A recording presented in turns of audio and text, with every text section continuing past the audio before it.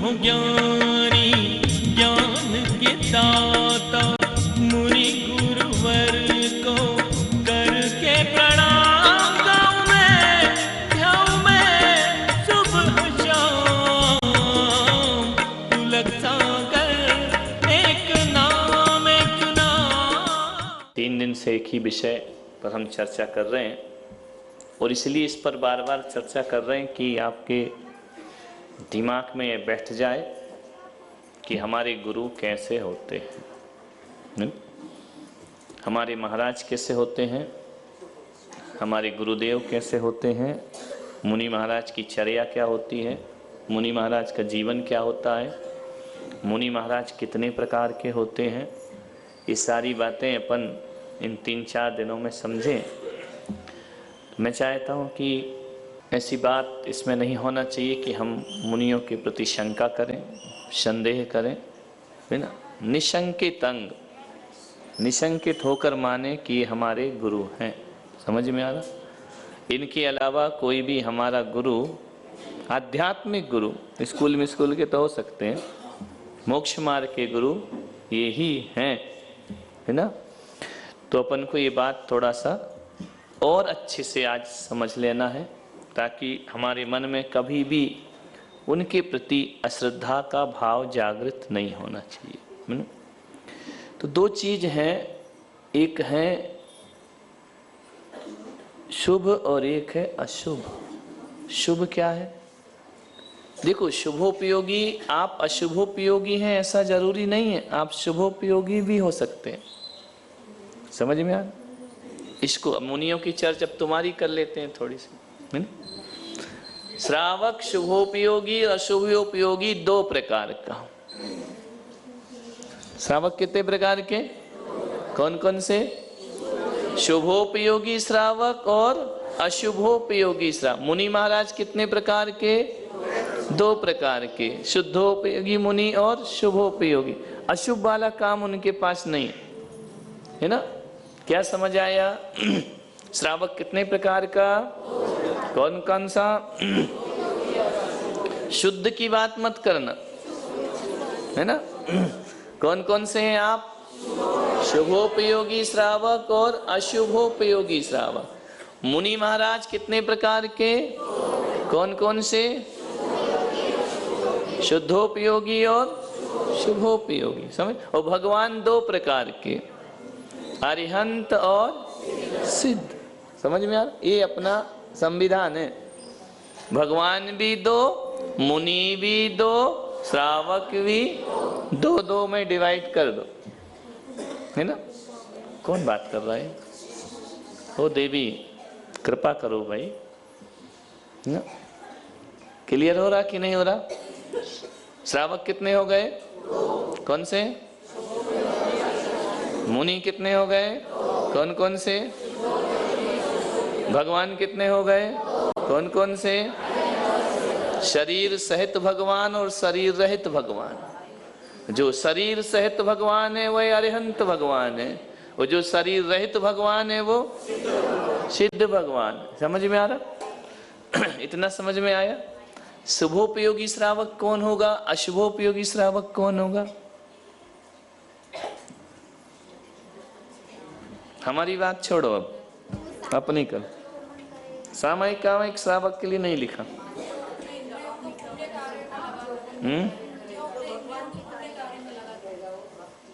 कर्मों में इंद्रियों को लगाता है, वो शुभोपयोगी कार्य श्रावक के लिए होता है। तो मुनि भी वही करता है, फिर मुनि और उसमें क्या अंतर? विषय रहित रहता है, हम विषय सहित। यानी विषय सहित शुभोपयोग और विषय रहित ऐसा थोड़ी होता है। शुभोपयोगी श्रावक, उसके पास संयम तो नहीं है, आप संयम तो नहीं है आपके पास, तो भी शुभोपयोगी हो सकते हो। कितनी छूट दी भगवान ने। क्या बोला श्रावक के लिए? माता जी बैठ जाओ, अम्मा बैठ जाओ, जगदम्बा जहां जगह मिले वहीं बैठ जाओ, आगे आने की कोशिश मत करो। आगे आना तो फिर पीछे मंगवाते हैं, है ना। श्रावक असंयमी भी होता है और संयमी भी होता है ना। व्रती प्रतिमाधारी, ये श्रावक संयमी हो गया। असंयमी भी होता है, लेकिन असंयमी हमेशा ही अशुभोपयोगी हो ऐसा नहीं है, वह शुभोपयोगी भी होता है। कैसे? आप पैसा काय के लिए कमाएंगे? विषय भोग संसार। हम तो ये नहीं कह सकते कि नहीं तुम पूरा पैसा मंदिर के लिए कमाना, फिर खाओगे क्या? शरीर कैसे चलाओगे, परिवार कैसे चलाओगे, घर कैसे चलाओगे, मकान कैसे चलाओगे? ये ग्रस्त के लिए ये सब भी तो जरूरी है ना, ये भी तो करेगा ना, वो ग्रस्त है, महाराज थोड़ी है ना। गाड़ी भी चाहिए, मोटर भी चाहिए, बंगला भी चाहिए, कार भी चाहिए, टीवी भी चाहिए, बीवी भी चाहिए, नौकरी भी चाहिए, छोकरी भी चाहिए।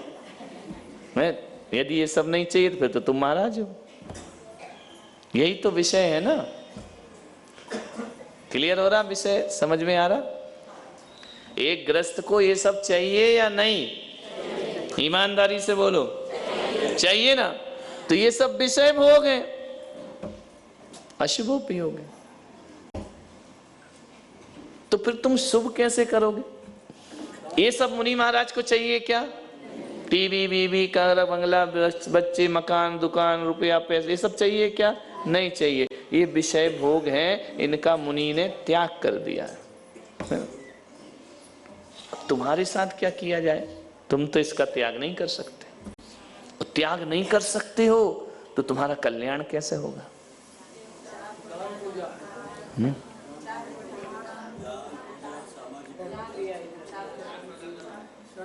आप शुभोपयोगी हो सकते हैं यदि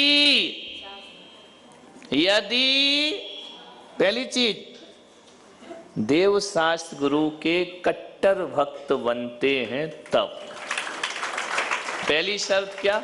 संयम संयम नहीं, त्याग तपस्या कुछ नहीं। किसके भक्त? जासो पूजो परम पद देव शास्त्र गुरु तीन, इनको ही अपना आराध्य मानो तो आपको व्यवहार सम्यक दृष्टि कहा जाता है। समझे? जो सम्यक दृष्टि होता है वह शुभोपयोगी होता है। समझ में आ? अब इसमें तुमको त्याग कराया क्या? नियम दिए क्या? बड़े बड़े तपस्या बोली क्या? सामायिक बोली क्या? प्रतिक्रमण बोला क्या? कुछ नहीं। ये तुम्हारे काम है ही नहीं, करना भी मत, कोई फल नहीं मिलने वाला, कुछ नहीं होता इनसे, तुम्हारे काम थोड़ी। समझ में आ? आपका सबसे पहला काम क्या है श्रावक का? देव शास्त्र गुरु का परम भक्त होना चाहिए, है ना। कुगुरु कुदेवों का कुशास्त्रों का नहीं। किसका भक्त होना चाहिए? देव में कौन आएंगे? अरिहंत सिद्ध। समझ में आ रहा? कौन आएंगे? मैं अरिहंत सिद्ध का परम भक्त हूं, उनके अलावा मेरा माथा कहीं नहीं झुकता है, उनके अलावा मेरे दूसरे आराध्य हो ही नहीं सकते हैं। मैं उनका जिन भक्त हूं। मैं कौन का भक्त हूं? पहली शर्त। देव और गुरु कौन से हो गए? बोलो।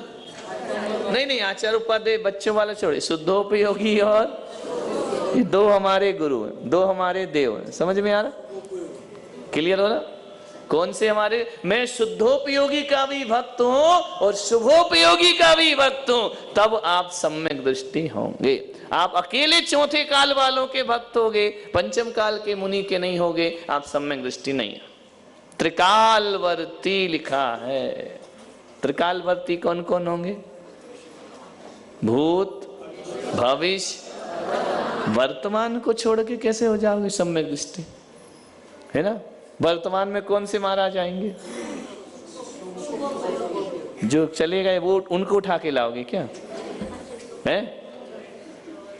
और जो वर्तमान को नहीं मानेगा वो भविष्य को कैसे मानेगा?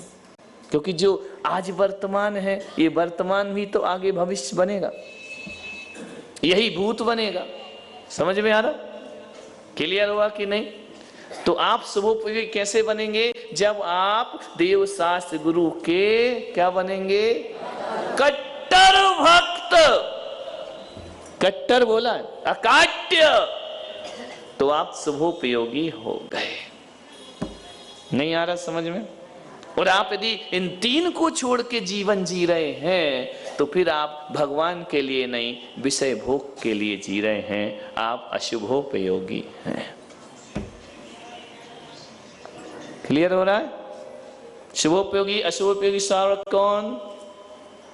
जो देवसास गुरु का भक्त है। कौन से देव? फटाफट रात को अंधेरे में ही बोल।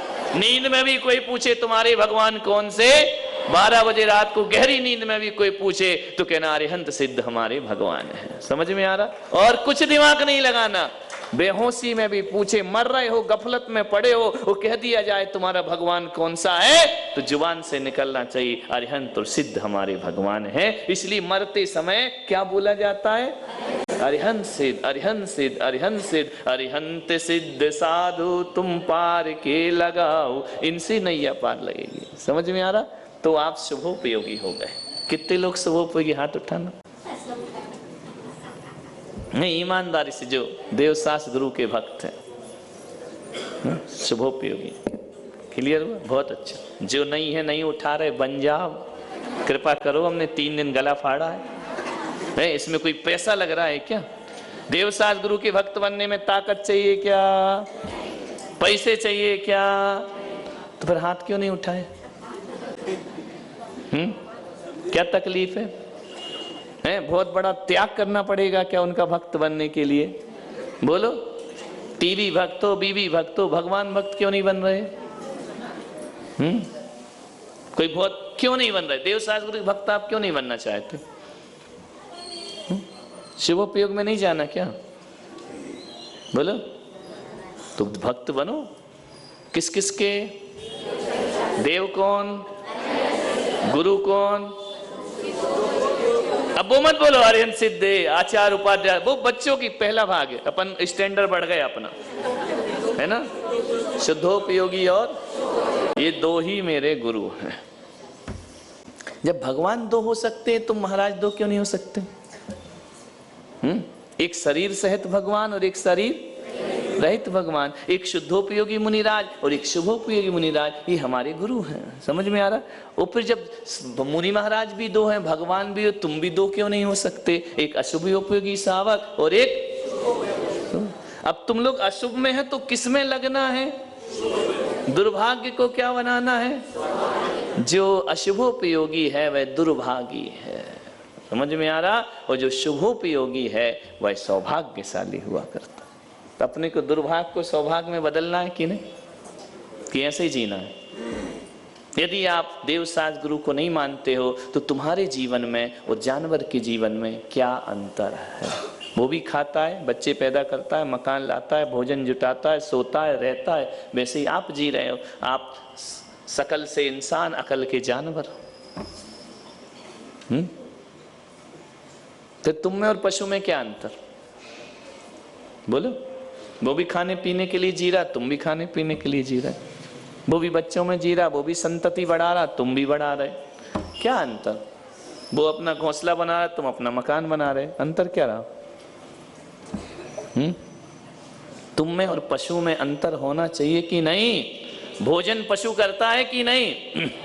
बोलो। तुम भी करते हो। मकान पशु बनाता है कि नहीं? चिड़िया, सांप, ये सब है ना, तुम भी बनाते हो। बच्चे पैदा पशु करता है कि नहीं? तुम भी करते हो। क्या अंतर हुआ तुम में उनमें? वो सोता है, तुम भी सोते हो। वो काम भोग करता है, तुम भी काम भोग करते हो। बोलो। जानवर क्या करता हो?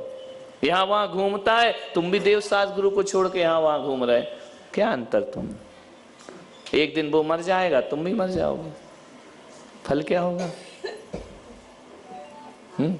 जिंदगी का कुछ अर्थ होना चाहिए कि नहीं? तो क्या बनना है अपने को? शुभोपयोगी श्रावक बनना है। क्या बनना है? शुभोपयोगी श्रावक की पहली शर्त क्या है? देवशास्त्र गुरु का कट्टर भक्त होगा। भले त्याग नहीं करे, उपास नहीं करे, माला नहीं पहने, बड़ा काम नहीं करे, लेकिन भक्त तो होगा। है ना? समझ आया कि नहीं आया? आया ना? शुभोपयोगी बनो आप। शुद्धोपयोगी की तो बातें मत करो ये मंदिरों में बैठ के बकवास, है ना? मैं शुद्ध हूं, मैं कुछ शुद्ध बुद्ध नहीं, बकवास कर रहा है ना? केवल वही बात करो जो प्रैक्टिकली है। अब आपको शुभोपयोगी बनना है तो क्या करोगे? देव शास्त्र गुरु के भक्त बनो। पक्के जैन, अभी कच्चे जैन हो, नाम के जैन, अभी काम के तो रत्ती भर नहीं। क्या काम के, है ना?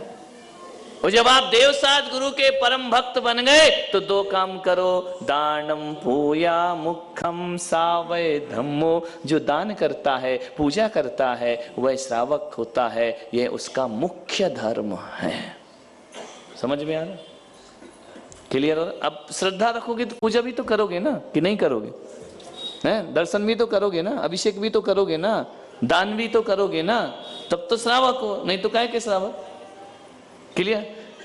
ये दान पूजा क्या है? दान पूजा क्या है? दो में से 6 कैसे हो गए? 2 ही तो है ना, दान और पूजा, 6 कहाँ हो गए? दान पूजा क्या है? श्रावक के धर्म है, श्रावक के धर्म है। श्रावक का धर्म क्या है? क्या ना दान पूजा है? वो तो यही होगा कि तुम कहाँ रहते? बोले मंदिर के सामने। मंदिर कहाँ? बोले मेरे घर के सामने। बोले दोनों कहाँ है? बोले आमने सामने। एड्रेस मिला ही नहीं, ये हम जाएं कहाँ? ये दान पूजा को क्यों बोला है? दान करो पूजा करो क्यों बोला? ये दान पूजा जो हम मंदिर जाते हैं, पूजा करते, अभिषेक करते, दान करते हैं, ये मेरा देवशास्त्र गुरु की भक्ति का प्रमाण पत्र है। क्या है? शादी हो गई तो आजकल बनाते ना मैरिज सर्टिफिकेट। ये फेरा क्या है? घोड़ी पे जा रहे, क्या है? ये तुम्हारे पति पत्नी होने का प्रमाण पत्र है। नहीं तो ऐसे चुपचाप कर लो ना, वो लीगल नहीं कहलाएगा, है ना? समाज में जाओ, कार्ड बांटो, घोड़ी पे बैठो, बैंड बजाओ, लकड़ी के फेरे लगाओ और 7 चक्कर लगाओ। बोले अब समाज ने मोहर लगा दी, प्रमाण पत्र मिल गया, जाओ आज से तुम पति पत्नी हो, आराम से रहा करो। वैसे ही मैं कह रहा हूँ, दान पूजा करो, मैं कह दूंगा आज से तुम जिन भक्त हो, आराम से जिंदगी जियो। गुरु तुम हो ज्ञानी, ज्ञान के दाता,